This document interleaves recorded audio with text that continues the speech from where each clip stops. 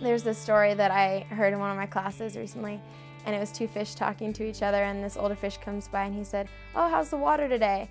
And the fish look at each other and they're like, "What's water?" And that's a little bit like going abroad. When you get out of that and you see another culture and then come back to your own, you're like, oh wow, that is really unique. So I've gone on 2 Problems Without Passports trips for environmental studies, one in Guam and Palau in 2010 and one in Belize this past summer. The Guam and Palau and Belize are very different programs because Guam and Palau is like every day we go underwater, do transect surveys, count fish, learn about the health of the coral reefs and how climate change is affecting them. Whereas Belize was much more about the human side of environmental studies. Both experiences just kind of taught me a lot about how to apply my environmental studies education in the field, which at the end of the day is the most important part of my major.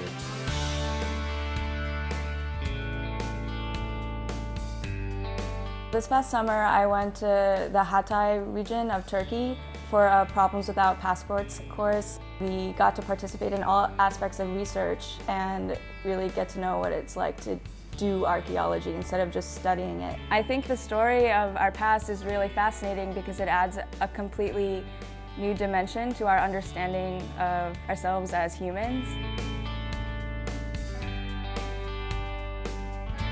I spent my spring semester of junior year in Sciences Po in Paris, France. I took half my classes in French, half my classes in English. By studying languages, you gain a perspective of the culture that you can't really gain by simply taking a class on France's history.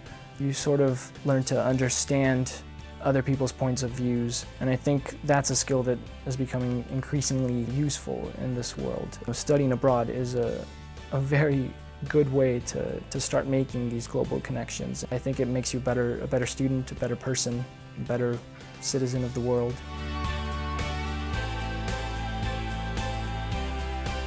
We spent about 2.5 weeks in Cambodia, and the majority of that time was spent interviewing different people that had survived the Khmer Rouge.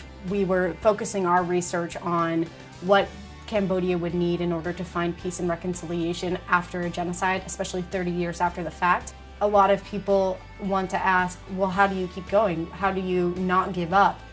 And the simple answer is, you just have to.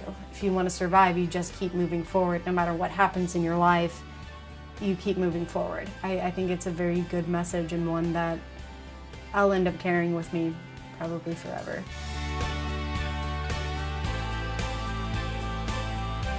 I'm an international relations major, and one of my concentrations is in the Pacific Rim. I already plan on going to China later on in my undergraduate career. I enjoyed going to Tokyo, seeing one of the busiest cities I've ever seen in action, interacting with students, both international and Japanese, seeing American organizations, how they operate over there, like Disneyland. I guess this is like a stepping stone towards like the actual full semester / full year experience. Just being there changed my outlook on a lot of things, and I can only imagine what would it be like to stay in the country for an even longer extended period of time.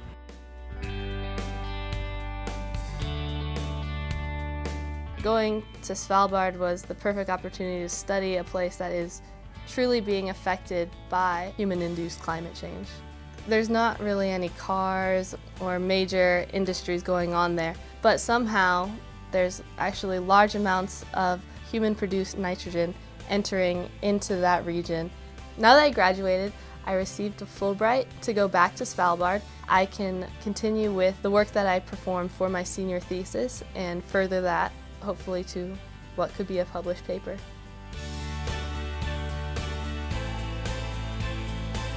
Wake up 6 in the morning, go out into the field. Depending on what your research project was, you might be interviewing students at schools, you might be going to hospitals. You get to choose what your topic is, how you're going to go about your research. I think in my situation, it definitely fueled my interest for the Peace Corps, so I think that was one of the biggest takeaways. I feel I can go anywhere in the world and conduct any research on any topic if I wanted to, and I feel comfortable.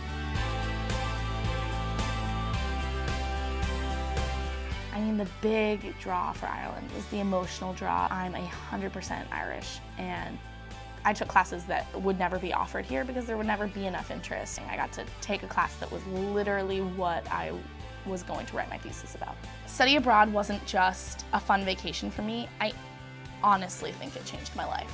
I came back someone that I never thought I would be. At USC Dornsife, we believe that global education and having an opportunity to interact with the world is an extremely important part of that education.